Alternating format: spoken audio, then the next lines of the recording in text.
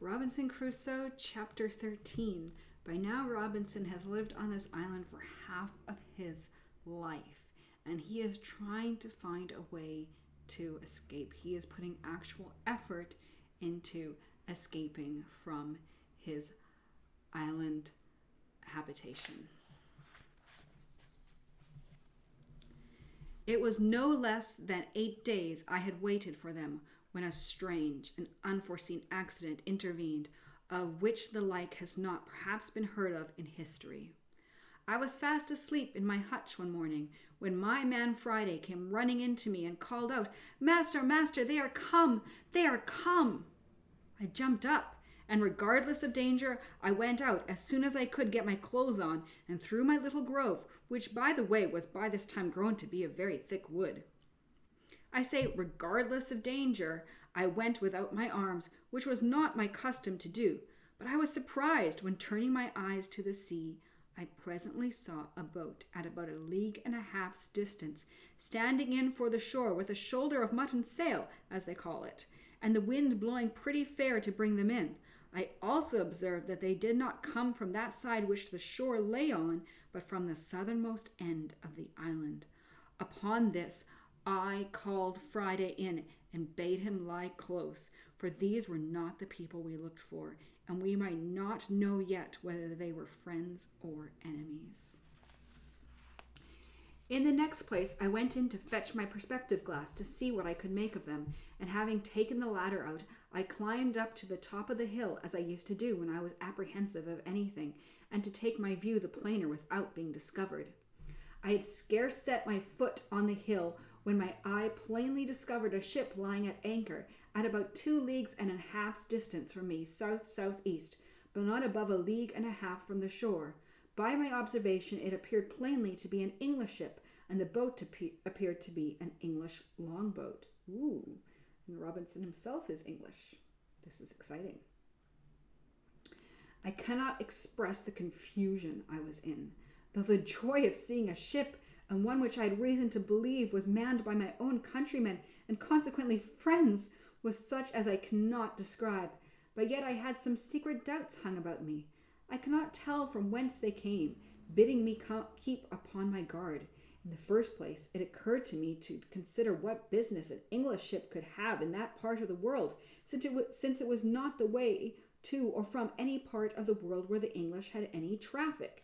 And if you recall, Robinson was living in Brazil prior to this, which is predominantly Portuguese, which is why he had picked up some Portuguese. So he has not really been mixing in with sort of an English, prior to coming to the island, he was not really mixing in with an English milieu of people.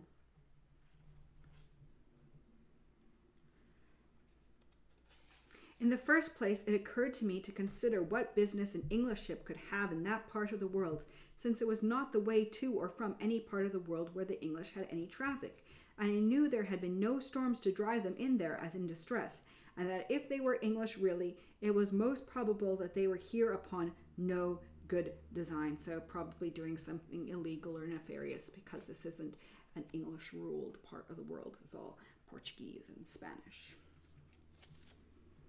Maybe Dutch.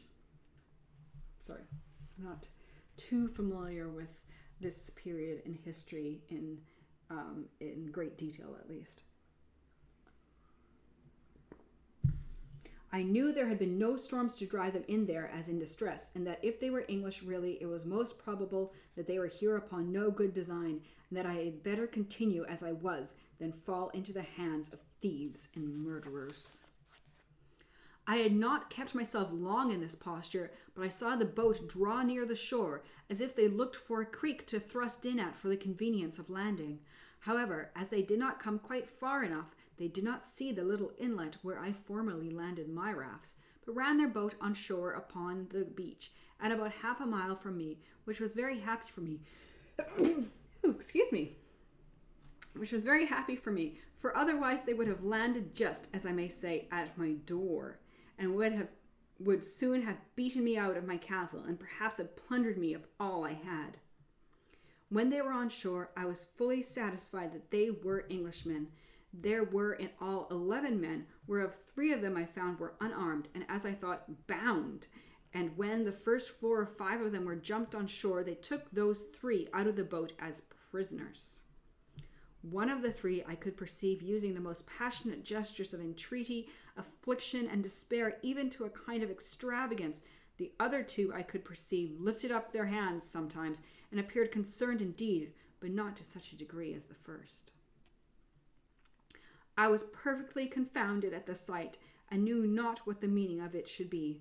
Friday called out to me in English as well as he could, "Oh, master, you see Englishmans eat prisoner as well as savage mans." "Why," says I, "Friday, do you think they are going to eat them then?" "Yes," says Friday, "they will eat them." "No, no," says I, "Friday, I'm afraid they will murder them indeed, but you may be sure they will not eat them." All this while I had no thought of what the matter really was, but stood trembling with the horror of the sight, expecting every moment when the 3 prisoners should be killed. Nay, once I saw one of the villains lift up his arm with a great cutlass to strike one of the poor men, and I expected to see him fall every moment, at which all the blood in my body seemed to run chill in my veins. I wished heartily now for my Spaniard, and the savage that was gone with him, or that I had any way to have come undiscovered within shot of them, that I might have rescued the 3 men, for I saw no firearms they had among them. After I had observed the outrageous usage of the 3 men by the insolent seamen, I observed the fellows run scattering about the land, as if they wanted to see the country. I observed that the 3 other men had liberty to go also where they pleased, but they sat down all 3 upon the ground, very pensive, and looked like men in despair.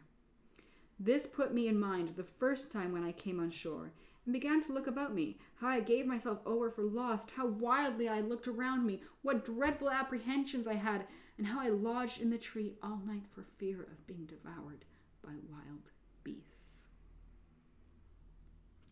As I knew nothing that night of the supply I was to receive by the providential driving of the ship nearer the land, by the storms and tide by which I had since been so long nourished and supported, so these poor desolate men knew nothing how certain of deliverance and supply they were, how near it was to them, how effectually and really they were in a condition of safety. At the same time they thought themselves lost and their case desperate. It was just at the top of high water when these people came on shore, and while partly they stood parleying with the prisoners they brought, and partly that while they rambled about to see what kind of place they were in, they had carelessly stayed till the tide was spent and the water was ebbed considerably away, leaving their boat aground.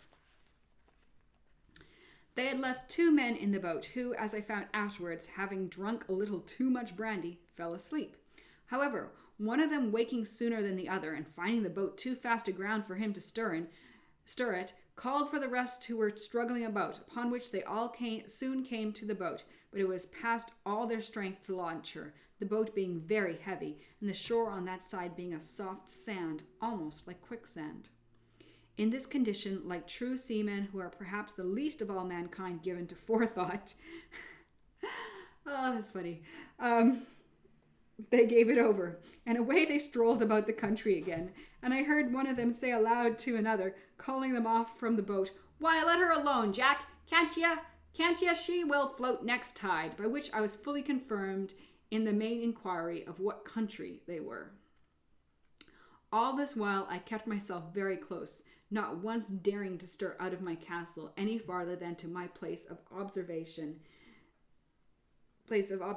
near the top of the hill, and very glad I was to think how well it was fortified. I knew it was no less than 10 hours before the boat could be floated again, and by that time it would be dark, and I might be at more liberty to see their motions, and to hear their discourse, if they had any. In the meantime, I fitted myself up for a battle, as before, though with more caution, knowing I had to do with another kind of enemy than I had at first.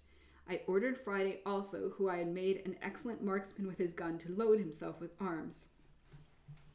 I took myself 2 fowling pieces and gave him 3 muskets. My figure indeed was very fierce. I had my formidable goatskin coat on, with the great cap I have mentioned, a naked sword by my side, 2 pistols in my belt, and a gun upon each shoulder. It was my design, as I said above, not to have made any attempt till it was dark. But about 2 o'clock, being the heat of the day, I found that in short they were all gone straggling into the woods, and as I thought, were laid down to sleep. The 3 poor distressed men, too anxious for their condition to get any sleep, were however set down under the shelter of a great tree at about 1/4 of a mile from me, and, as I thought, out of sight of any of the rest. Upon this I resolved to reveal myself to them and learn something of their condition. Immediately I marched in the figure as above, my man Friday at a good distance behind me, as formidable for his arms as I, but not making quite so astonishing a spectre-like figure as I did. I came as near them undiscovered as I could, and then, before any of them saw me, I called aloud to them in Spanish, "What are ye, gentlemen?" Which, not really sure why. I guess he doesn't want to reveal to them that he is English, or maybe he assumes that they are Spanish because they're prisoners. We'll find out. It's been a long time since I've read this. They started up at the noise, but were 10 times more confounded when they saw me and the uncouth figure I made. They made no answer at all, but I thought I perceived them just going to fly from me when I spoke to them in English. "Gentlemen," said I, "do not be surprised at me. Perhaps you may have a friend near you when you did not expect it."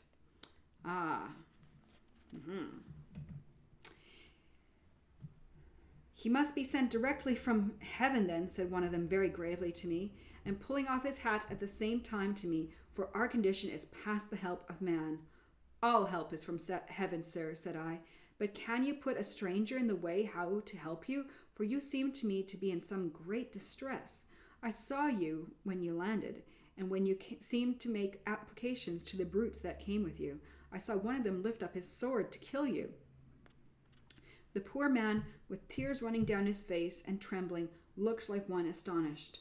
Returned, "Am I talking to a god or a man? Is it a real man or an angel?"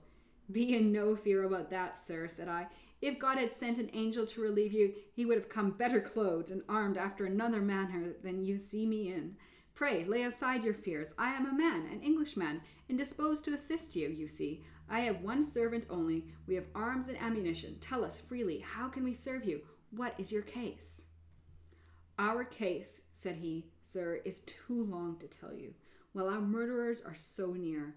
But in short, sir, I was commander of that ship. My men have mutinied against me. They have been hardly prevailed on not to murder me, and at last have set me on shore in this desolate place, with these 2 men with me, one my mate, the other a passenger, where we expected to perish, believing the place to be uninhabited, and know not yet what to think of it." "Where are those brutes, your enemies?" said I. "Do you know where they are gone?" "There they lie, sir," he said, pointing to a thicket of trees. "My heart trembles for fear they have seen us and heard you speak. If they have, they will certainly murder us all." "Have they any firearms?" said I. He answered they had only 2 pieces, and one which they left in the boat.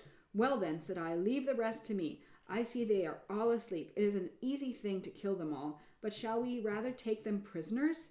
He told me there were 2 desperate villains among them, that it was scarce safe to show any mercy to, but if they were secured, he believed all the rest would return to their duty.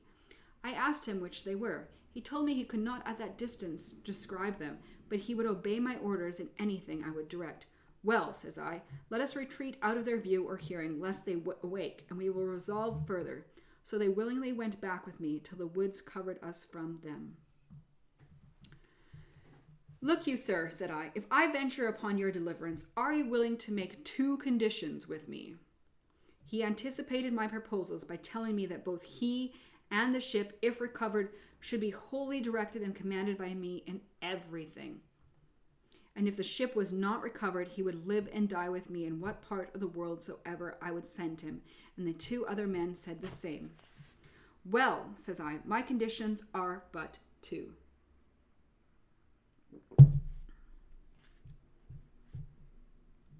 Firstly, that while you stay on this island with me, you will not pretend to any authority here." So Robinson is assuring that he maintains the authority that he has been enjoying for the past, well, really the whole time he's been on the island, but particularly since Friday joined him.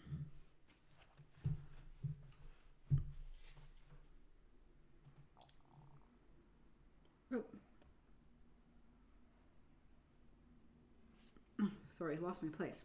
Well, says I, my conditions are but two. Firstly, that while you stay on this island with me, you will not pretend to any authority here. And if I put arms into your hands, you will upon all occasions give them up to me, and do no prejudice to me or mine upon this island, and in the meantime be governed by my orders. Secondly, so that's all one. Secondly, that if the ship is or may be recovered, you will carry me and my man to England passage free. That means for free, so they won't have to pay for their passage. He gave me all the assurances that the invention and faith of man could devise, that he would comply with these most reasonable demands, and besides would owe his life to me and acknowledge it upon all occasions as long as he lived. Well then, said I, here are 3 muskets for you, with powder and ball. Tell me next what you think is proper to be done. He showed all the gratitude that he was able, but offered to be wholly guided by me. I told him I thought it was hard venturing anything, but the best method I could think of was to fire upon them at once as they lay, and if any was not killed at the first volley and offered to submit, we might save them, so put it wholly upon God's providence to direct the shot. He said very modestly that he was loath to kill them if he could help it, but that those 2 were incorrigible villains and had been the authors of all the mutiny in the ship, and if they escaped, we should be undone still, for they would go on board and bring the whole ship's company and destroy us all. Well then, says I, necessity legitimates my advice, for it is the only way to save our lives. However, seeing him still cautious of shedding blood, I told him they should go themselves and manage as they found convenient. In the middle of this discourse, we heard some of them awake, and soon after we saw 2 of them on their feet. I asked him if either of them were of the men who, he said, were the heads of the mutiny. He said no. Well then, said I, you may let them escape, and Providence seems to have wakened them on purpose to save themselves. Now, says I, if the rest escape, it is your fault. Ooh. Animated with this, no pressure. Animated with this, he took the musket I had given him in his hand and a pistol in his belt, and his 2 comrades with him, with each man a piece in his hand. The 2 men who were with him, going first, made some noise, at which one of the seamen who was awake turned about, and seeing them coming, cried out to the rest. But it was too late then. For the moment he cried out, they fired. I mean the 2 men, the captain wisely reserving his own piece.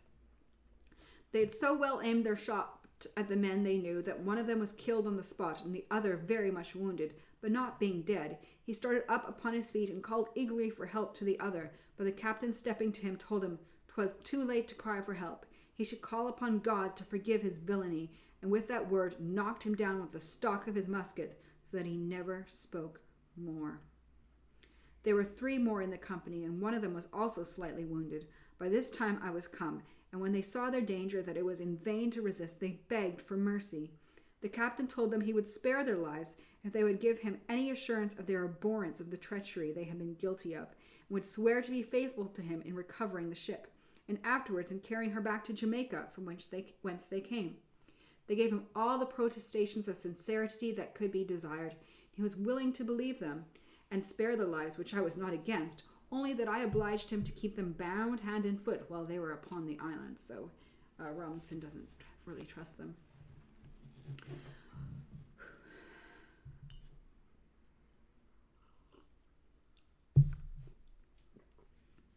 While this was doing, I sent Friday with the captain's mate to the boat, with orders to secure her and bring away the oars and sail, which they did.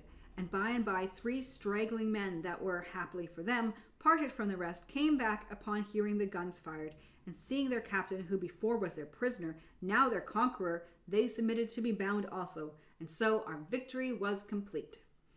It now remained that the captain and I should inquire into one another's circumstances. I began first and told him my whole history, which he heard with an attention even to amazement, and particularly at the wonderful manner of my being furnished with provisions and ammunition, and indeed, as my story is a whole collection of wonders, it affected him deeply. But when he reflected from thence upon himself, and how I seemed to have been preserved there on purpose to save his life, the tears ran down his face, and he could not speak a word more. After this communication was at an end, I took him and his 2 men into my apartment, leading them in at the top of the house, where I refreshed them with such provisions as I had, and showed them all the contrivances I had made during my long inhabiting that place.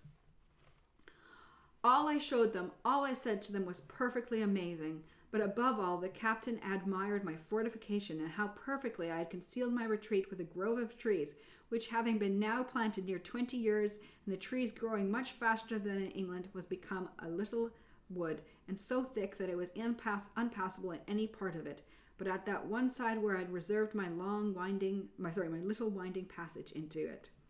Okay, so Robinson is possibly understandably a little bit proud of everything that he has done and what he has created, and he's showing off to the first fellow countrymen who he has spoken with for half of his lifetime. And I mean, yeah, it is kind of a little bit boasty, but it makes sense. When you do something that you are proud of, you want to show it off.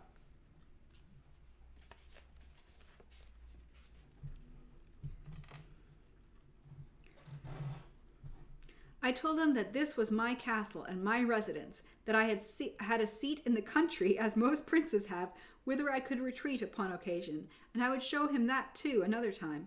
But at present our business was to consider how to recover the ship.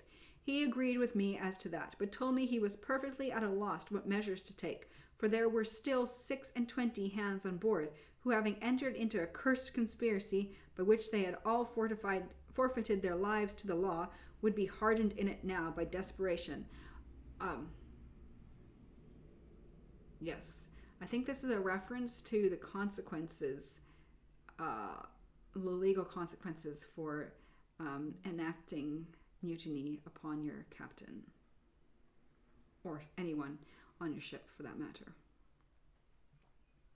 And would carry it on, knowing that if they were beaten, they should be brought to the gallows as soon as they came to England, or to any of the English colonies, and that therefore they would be no attacking them with so small a number as we were. I mused for some time upon what he said, and found it was a very rational conclusion, and that therefore something was to be resolved on very speedily, as well to draw the men on board into some snare for their surprise, as to prevent their landing upon us and destroying us. Upon this it presently occurred to me that in a little while the ship's crew, wondering what was become of their comrades and of the boat, would certainly come on shore in their other boat to look for them, and that then perhaps they might come armed and be too strong for us. This he allowed was rational. Upon this I told him the first thing we had to do was to stave the boat which lay upon the beach, so that they might not carry her off, and taking everything out of her, leave her so far useless as not to be fit to swim. Accordingly we went on board, took the arms which were left on board out of her, and whatever else we found there, which was a bottle of brandy and another of rum, a few biscuit cakes, a horn of powder, and a great lump of sugar and a piece of canvas. The sugar was 5 or 6 pounds, all which was very welcome to me, especially the brandy and sugar, of which I had none left for many years. When we had carried all these things on shore, the oars, mast, sail, and rudder of the boat were carried away before, as above, we knocked a great hole in her bottom, that if they had come strong enough to master us, yet they could not carry off the boat. Indeed, it was not much in my thoughts that we could be able to recover the ship. My view was that if they went away without the boat, I did not much doubt we could make her fit again to carry us away to the Leeward Islands, and call upon our friends, the Spaniards, in my way, for I had them still in my thoughts. While we were thus preparing our designs, and had first by main strength heaved the boat up upon the beach, so high that the tide would not float her off at high water, and besides had broken a hole in her bottom too big to be quickly stopped, we sat down musing what we should do. We heard the ship fire a gun, and saw her hang out a flag as a signal for the boat to come on board, but no boat stirred, and they fired several times, making other signals for the boat. At last, when all their signals and firing proved fruitless, and they found the boat did not stir, we saw them, by the help of my glasses, hoist another boat out, and row towards the shore. We found as they approached that there were no less than 10 men in her, and that they had firearms with them. So they are they've realized something has happened, and they are coming prepared, and kind of looks like my ear fits in with the trophy that's behind me.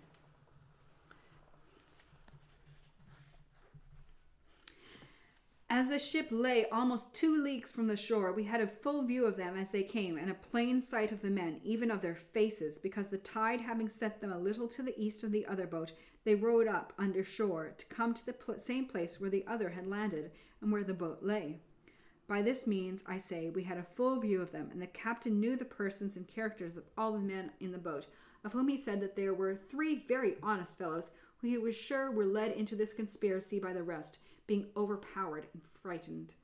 But that as for the boatswain, who it seems was the chief officer among them, and all the rest, they were as outrageous as any of the ship's crew, and were no doubt made desperate in their new enterprise, and terribly apprehensive he was that they would be too powerful for us. I smiled at him and told him that men in our circumstances were past the operation of fear. In other words, Robinson has gone through such a great number of intense and scary experiences in his life that he is no longer able to become easily scared. He has a lot of courage, in other words. I smiled at him and told him that men in our circumstances were past the operation of fear, that seeing almost every condition that could be was better than that which we were supposed to be in, that seeing almost every condition that could be was better than that which we were supposed to be in, we ought to expect that consequence, whether death or life, would be sure to be a deliverance. So he's saying no matter what happens, whether we die or whether we live, it's still a deliverance from where we are right now. So we don't need to be afraid. We have a better perspective, basically. I asked him what he thought of the circumstances of my life, and whether a deliverance were not worth venturing for. And where, sir, said I, is your belief of my being preserved here on purpose to save your life, which elevated you a little while ago? For my part, said I, there seems to be but one thing amiss in all the prospect of it. What's that? Says he. Why, said I, 'tis that, as you say, there are 3 or 4 honest fellows among them, which should be spared, and had they been all the wicked part of the crew, I should have thought God's providence had singled them out to deliver them into your hands. For depend upon it, every man of them that comes ashore are our own, and they shall die or live as they behave to us. As I spoke this with a raised voice and cheerful countenance, I found it greatly encouraged him, so we set vigorously to our business. We had, upon the first appearance of the boats coming from the ship, considered of separating our prisoners, and had indeed secured them effectually. 2 of them, of whom the captain was less assured than ordinary, I sent with Friday, and 1 of the 3 delivered men to my cave, where they were remote enough and out of danger of being heard or discovered, or of finding their way out of the woods if they could have delivered themselves. Here they left them bound, but gave them provisions, and promised them, if they continued there quietly, to give them their liberty in a day or 2. But that if they attempted their escape, they should be put to death without mercy. They promised faithfully to bear their confinement with patience, and were very thankful that they had such good usage as to have provisions and a light left them. For Friday gave them candles, such as we made ourselves, for their comfort, and they did not know but that he stood sentinel over them at the entrance. The other prisoners had better usage. 2 of them were kept pinioned indeed, because the captain was not free to trust them, but the other 2 were taken into my service upon their captain's recommendation, and upon their solemnly engaging to live and die with us.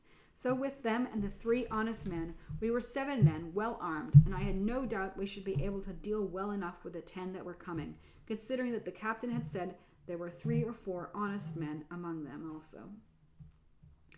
As soon as we got to the place where their other boat lay, they ran their boat in to the beach, and came all on shore, hauling the boat up after them, which I was glad to see, for I was afraid they would rather have left the boat at anchor, some distance from the shore, with some hands in her to guard her, and so we should not be able to seize the boat. Being on shore, the first thing they did, they ran all to their other boat, and it was easy to see that they were under a great surprise to find her stripped of all that was in her, and a great hole in her bottom. After they had mused a while upon this, they set up 2 or 3 great shouts, calling with all their might, to try if they could make their companions hear. But all was to no purpose. Then they came all close in a ring, and fired a volley of their small arms, which indeed we heard, and the echoes made the woods ring.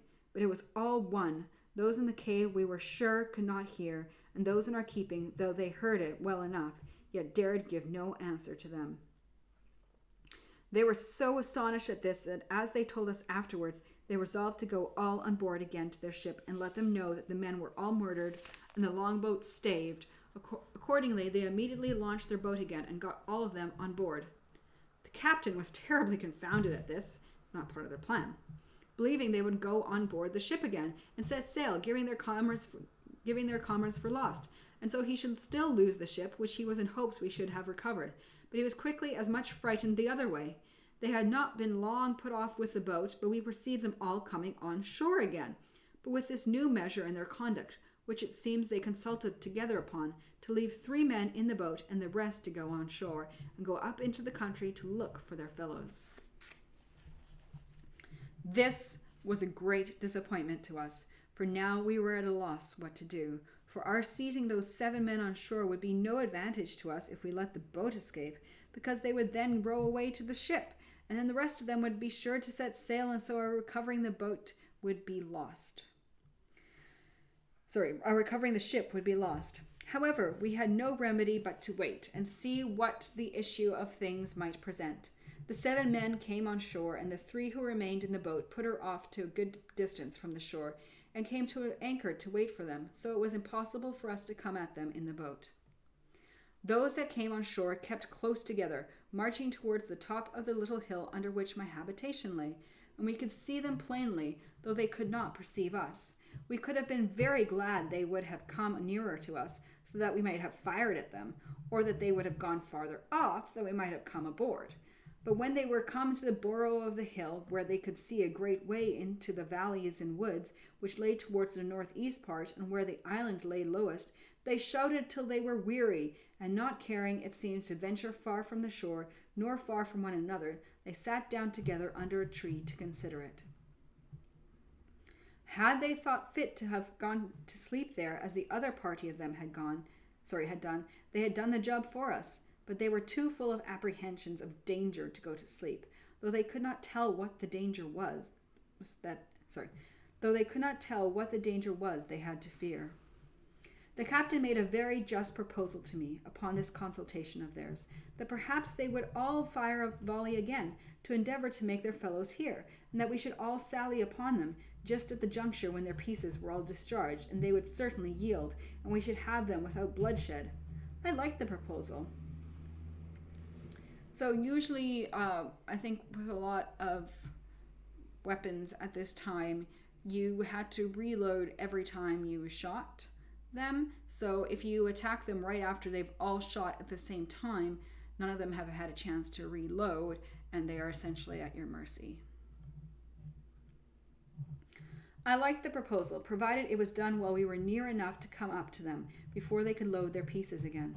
But this event did not happen, and we lay still a long time, very irresolute what course to take. At length I told them that there would be nothing to be done, in my opinion, till night, and then if they did not return to the boat, perhaps we might find a way to get between them and the shore, so we might use some stratagem with them in the boat to get them on shore.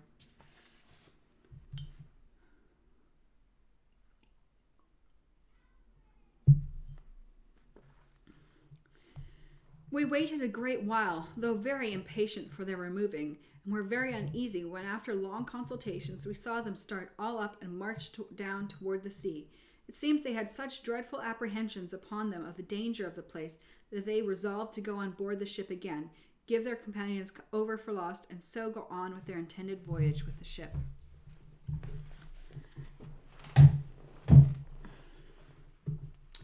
As soon as I perceived them go towards the shore, I imagined it to be as it really was, that they had given over their search and were for going back again. The captain, as soon as I told him my thoughts, was ready to sink at the apprehensions of it. But I presently thought of a stratagem to fetch them back again, which answered to my end to a tittle. I ordered Friday and the captain's mate to go over the little creek westward, towards the place where the savages came on shore when Friday was rescued. And as soon as they came to a little rising ground about half a mile distance, I bade them shout as loud as they could, and wait till they found the seamen heard them, that as soon as ever they heard the seamen answer them, they should return it again, and then, keeping out of sight, take a round, always answering when the others called, to draw them as far into the island and among the woods as possible, and then wheel about again to me by such ways as I directed them. So they're going to lure them away. They were just going into the boat when Friday and the mate called, and they presently heard them, and answering, ran along the shore westward towards the voice they heard, where they were presently stopped by the creek, where the water being up they could not get over, and called for the boat to come up and set them over, as indeed I expected. When they had set themselves over, I observed that the boat, being gone a good way into the creek, and as it were in a harbour within the land, they took one of the 3 men out of her to go along with them, and left only 2 in the boat, having fastened her to a stump of a little tree on the shore. This was what I wished for, and immediately leaving Friday and the captain's mate to their business, I took the rest with me, and crossing the creek out of their sight, we surprised the 2 men before they were aware, one of them lying on the shore, and the other being in the boat. The fellow on shore was between sleeping and waking, and going to start up, the captain, who was foremost, ran in upon him and knocked him down, and then called out to him in the boat to yield, or he was a dead man. There needed very few arguments to persuade a single man to yield when he saw 5 men upon him and his comrade knocked down. Besides, this was, it seems, one of the 3 who were not so hearty in the mutiny as the rest of the crew, and therefore was easily persuaded not only to yield, but afterwards to join very sincerely with us. In the meantime, Friday and the ship's mate so well managed their business with the rest that they drew them up by calling and answering from one hill to another and from one wood to another, till they not only harshly tired them, but left them where they were sure they could not reach back to the boat before it was dark. And indeed, they were harshly tired themselves also by the time they came back to us. We had nothing now to do but to watch for them in the dark and fall upon them, so as to make sure work with them. Okay, and that is the end of chapter 13. And now we have, all that we have left is chapter 14 and the epilogue, which is quite brief. Yeah, fairly brief.